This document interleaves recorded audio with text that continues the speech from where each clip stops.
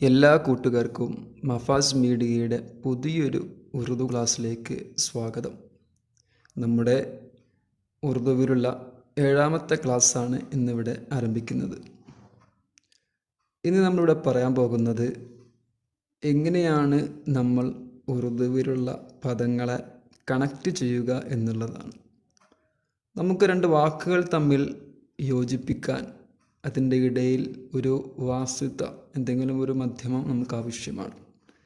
അതെങ്ങനെയാണ് ഉറുദു ഭാഷയിൽ പ്രയോഗിക്കുക, അതിൻ്റെ രീതികളും അതിൻ്റെ വ്യത്യസ്തമായ വകഭേദങ്ങളുമാണ് ഇന്നിവിടെ വിശദീകരിക്കാൻ പോകുന്നത്. അതിന് മുമ്പ് നിങ്ങളോട് എല്ലാവരോടും ഒരു അപേക്ഷയുണ്ട്. ഞങ്ങളുടെ ചാനൽ ഒന്ന് സബ്സ്ക്രൈബ് ചെയ്തിട്ടില്ലെങ്കിൽ നിർബന്ധമായിട്ട് നിങ്ങൾ സബ്സ്ക്രൈബ് ചെയ്യുക. എന്നാൽ നിങ്ങൾ സബ്സ്ക്രൈബ് ചെയ്താൽ മാത്രമേ നമുക്ക് ഇനിയും ഇതുപോലത്തെ വീഡിയോകൾ ഇടാൻ അതൊരു പ്രചോദനമാകുകയുള്ളൂ. ആളുകൾ കേൾക്കാനുണ്ടാകുമ്പോഴാണല്ലോ നമ്മൾക്ക് കൂടുതൽ വീഡിയോസുകൾ അപ്ലോഡ് ചെയ്യാൻ നമുക്ക് കൂടുതൽ ഇൻട്രസ്റ്റ് ഉണ്ടാവുകയുള്ളൂ. അതുകൊണ്ട് എല്ലാവരും ദയവ് ചെയ്ത് സബ്സ്ക്രൈബ് ചെയ്യണം, എല്ലാവരും സപ്പോർട്ട് ചെയ്യണമെന്ന് അപേക്ഷിക്കുന്നു. കൂട്ടത്തിൽ ഉറുദു പഠിക്കാൻ ആഗ്രഹിക്കുന്ന ഒരുപാട് കൂട്ടുകാരിലേക്ക് നിങ്ങൾ ഈ വീഡിയോകളൊക്കെ ഒന്ന് ഷെയർ ചെയ്യുകയും വേണമെന്ന് അപേക്ഷിക്കുന്നു. അപ്പോൾ ഇനി നമുക്ക് നീട്ടി വലിക്കാതെ വിഷയത്തിലേക്ക് വരാം.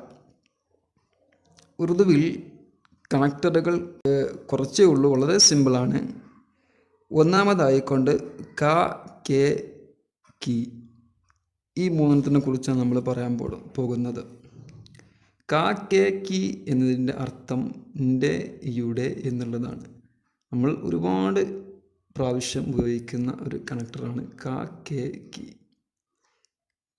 ഇനി അതിൻ്റെ വ്യത്യസ്തമായ രൂപങ്ങൾ നമുക്ക് പരിശോധിക്കാം. ആദ്യമായിട്ട് ക എന്ന ഇത് എവിടെയാണ് വരുന്നത്? ഇപ്പോൾ ഉദാഹരണത്തിന് സെയ്ദ് അംർ ക ബേട്ട ഹെ. ഇവിടെ ക എന്നതിൻ്റെ ശേഷമുള്ള ബേട്ട എന്നുള്ളത് കണ്ടല്ലോ. ബേട്ട എന്ന് പറഞ്ഞാൽ ആൺകുട്ടി എന്നാണ് അർത്ഥം. ആൺകുട്ടി എന്നുള്ളത് ഒരു പുരുഷനാണ്. അതുകൊണ്ടാണ് ക എന്നുള്ളത് കൊടുത്തത്. അപ്പോൾ നിങ്ങൾക്ക് മനസ്സിലായി കാണും. ക എന്നത് കൊടുക്കുമ്പോൾ അതിന് ശേഷമുള്ള ഇസ്മിനെ നമ്മൾ നോക്കണം. അത് ജം ആണോ, ബഹുവചനമാണോ, ഏകവചനമാണോ, സ്ത്രീലിംഗമാണോ, പുല്ലിംഗമാണോ എന്ന് നോക്കണം.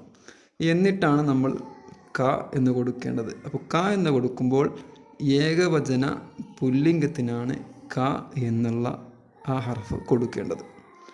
അപ്പോൾ സെയ്ദ് അംർ ക ബേട്ട ഹെ, സെയ്ദ് അംറിൻ്റെ കുട്ടിയാകുന്നു, ആൺകുട്ടിയാകുന്നു, അങ്ങനെ കിട്ടും.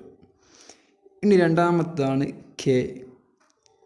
കെ എന്ന് എവിടെയാണ് കൊടുക്കുക? ഒരു ഉദാഹരണം നമുക്ക് നോക്കാം. സാജിദ് और आमिर अशरफ के बेटे हैं. സാജിദ് और ആമിർ അഷ്റഫ് കെ ബേട്ടെ ഹൈ. സാജിദും ആമിറും അഷ്റഫിൻ്റെ കുട്ടികളാകുന്നു, ആൺകുട്ടികളാകുന്നു. ഇവിടെ നമുക്ക് നോക്കിയാൽ മനസ്സിലാകും, പറഞ്ഞത് ഏകവചന പുല്ലിംഗമായതുകൊണ്ട് ക കൊടുത്തു. ഇവിടെ ബേട്ടെ എന്ന് പറഞ്ഞാൽ കുറേ ആൺകുട്ടികളുണ്ട്, 2 ഉണ്ടല്ലോ, ഒന്നിൽ കൂടുതലൊക്കെ നമുക്ക് കുറേ എന്ന് പറയാം. അപ്പോൾ ഇവിടെ കെ എന്ന് കൊടുത്തു. അപ്പോൾ നിങ്ങൾക്ക് മനസ്സിലായി കാണും. അപ്പോൾ കെ കൊടുക്കേണ്ടത് എവിടെയാണ്? ബഹുവചന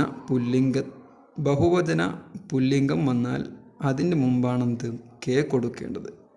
അതാണ് ഈ ഉദാഹരണത്തിലൂടെ നമുക്ക് മനസ്സിലാകുന്നത്. അപ്പോൾ ഏകവചന പുല്ലിംഗത്തിനോട് കൂടെ ക കൊടുക്കണം, ബഹുവചന പുല്ലിംഗത്തിനോട് കൂടെ കെ കൊടുക്കണം. വളരെ സിമ്പിളാണ്.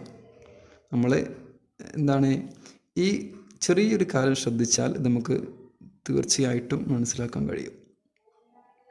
അതുപോലെ തന്നെ കെ എന്നുള്ളത് മറ്റൊരു അവസരത്തിലും പ്രയോഗിക്കും. ഇപ്പോൾ ഉദാഹരണത്തിന് Sajid Amr K bap high. അവിടെ നിങ്ങൾക്ക് നോക്കിയാൽ കാണാം, ബാപ്പ് എന്നുള്ളത് ഏകവചനമാണ്, പുല്ലിംഗമാണ്. അവിടെ ക എന്നല്ലേ കൊടുക്കേണ്ടത് എന്ന് നിങ്ങൾ ചിന്തിക്കുന്നുണ്ടാകും. പക്ഷേ ഉറുദുവിൽ ഞാൻ മുമ്പത്തെ വീഡിയോകളൊക്കെ പറഞ്ഞിട്ടുണ്ട്, വളരെ ഇഹ്തിറാമുള്ള, വളരെ ആദരവുള്ളൊരു ഭാഷയാണ്. അതുകൊണ്ട് തന്നെ ഉപ്പ എന്നുള്ളത്, അച്ഛൻ എന്നുള്ളത് വളരെ ആദരിക്കേണ്ട ഒരാളാണ്. അതുകൊണ്ടാണ് അവിടെ ജംഅ് കൊണ്ട് പ്രയോഗിച്ചത്.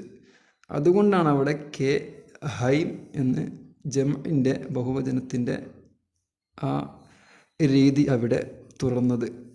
അപ്പോൾ നമ്മൾ ഇപ്പോൾ ഉസ്താദുമാർ അതേപോലെ തന്നെ നമുക്ക് ബഹുമാനിക്കേണ്ട ആരെങ്കിലും കുറിച്ച് ഇങ്ങനെ പറയുകയാണെങ്കിൽ അവിടെ ബഹുവചനമാണ് പ്രയോഗിക്കേണ്ടത്. ഇത് പുല്ലിംഗത്തിൽ മാത്രമാണ്, മറ്റത് ഞാൻ പിന്നീട് പറയാം. അടുത്തതാണ് കീ.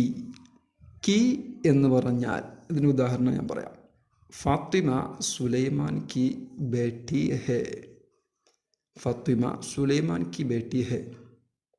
ഫാത്തിമ സുലൈമാൻ്റെ പെൺകുട്ടിയാകുന്നു. അപ്പോൾ പെൺകുട്ടി സ്ത്രീലിംഗം വന്നാൽ അവിടെ കി എന്നാണ് കൊടുക്കേണ്ടത്.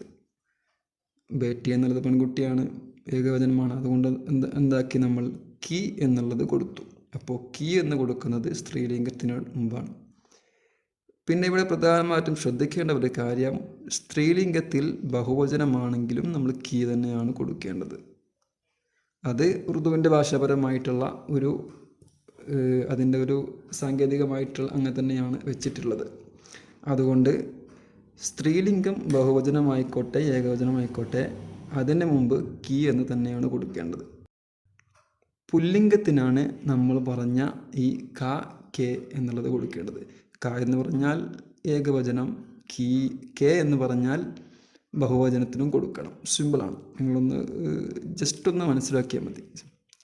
അപ്പോൾ നമ്മൾ പറഞ്ഞു, മൂന്നെണ്ണം പറഞ്ഞു, ക കെ കി. ഇനി നമുക്ക് പറയാറുള്ളത് കോ എന്നുള്ളതാണ്. കോ എന്നുള്ളത് മഫ്ഊലിൻ്റെ അലാമത്താണ്. മഫ്ഊലിൻ്റെ അലാമത്ത് എന്ന് പറഞ്ഞാൽ എന്താണ്? ഇപ്പോൾ നമുക്കൊരു ഉദാഹരണത്തിലൂടെ മനസ്സിലാക്കാം. സെയ്ദിനെ അംറു കോ മാര. സെയ്ദ് അംറിനെ അടിച്ചു. അവിടെ നമ്മുടെ പ്രവൃത്തി, അടിക്കൽ എന്നുള്ള പ്രവൃത്തി മറ്റൊരാളിലേക്ക് അതിൻ്റെ പ്രതിഫലനമുണ്ടായി. അങ്ങനെയുള്ള അവസരങ്ങളിലാണ് നമ്മൾ കോ എന്നുള്ളത് പ്രയോഗിക്കേണ്ടത്. കോക്ക് ന് നെ യെ എന്നൊക്കെ അർത്ഥമുണ്ട്. സെയ്ദിനെ അംറു കോ മാര. സെയ്ദ് അംറിനെ അടിച്ചു. അപ്പോൾ ആ മഫ്ഊല് അംറ് എന്നുള്ളത് ആ അടി കൊണ്ട ആളുണ്ടല്ലോ, അവിടെയാണ് നമ്മൾ കോ കൊടുക്കേണ്ടത്. അടി കിട്ടിയ ആളുണ്ടല്ലോ, അവിടെയാണ് നമ്മൾ കോ കൊടുക്കേണ്ടത്. നിങ്ങൾ ഒരുപാട് ഉദാഹരണങ്ങൾ കണ്ടുപിടിച്ചാൽ മതി. ഇനി അടുത്തതാണ് മേം. മേം എന്ന് പറഞ്ഞാൽ സിമ്പിളാണ്, ഇൽ. മേം എന്ന് പറഞ്ഞാൽ ഇൽ എന്നാണ് അർത്ഥം. അപ്പോൾ അതിന് ഉദാഹരണം പറയാം. ഘർ മേം ബേട്ടാ ഹെ. വീട്ടിൽ ആൺകുട്ടിയുണ്ട്. സിമ്പിളായ ഉദാഹരണമാണ്, നമുക്ക് മനസ്സിലാക്കാം. അപ്പോൾ മേം എന്നുള്ളത് മനസ്സിലായി കാണുമെന്ന് വിചാരിക്കുന്നു. അടുത്തതാണ് പർ. പർ എന്ന് പറഞ്ഞാൽ മേൽ എന്നാണ് അർത്ഥം. ഇപ്പോൾ ഉദാഹരണത്തിലൂടെ ഞാൻ മനസ്സിലാക്കി തരാം. കുർസി പർ എക് ലഡ്കി ഹെ. കുർസി പർ, കസേരയുടെ മുകളിൽ, കസേരയിന്മേൽ ഒരു പെൺകുട്ടിയുണ്ട്. അവിടെ നമുക്ക് പർ, അങ്ങനത്തെ അവസരങ്ങളിലാണ് പർ എന്നുള്ളത് ഉപയോഗിക്കുക. അപ്പോൾ പർ എന്നുള്ളത് സിമ്പിളാണ്, അത് നിങ്ങൾ പഠിച്ചു. ഇനി അടുത്തതാണ് സേ. സേ എന്നുള്ളതാണ് ഒരു പ്രത്യേകമായ ഒരു ലഫ്സാണ് സേ എന്നുള്ളത്. സേക്ക് പല അർത്ഥങ്ങളുമുണ്ട്.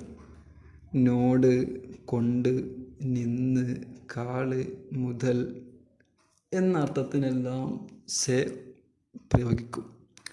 ഒരുപാട് ഉദാഹരണങ്ങൾ നമുക്കിതിൽ നിന്നുണ്ടാക്കാം.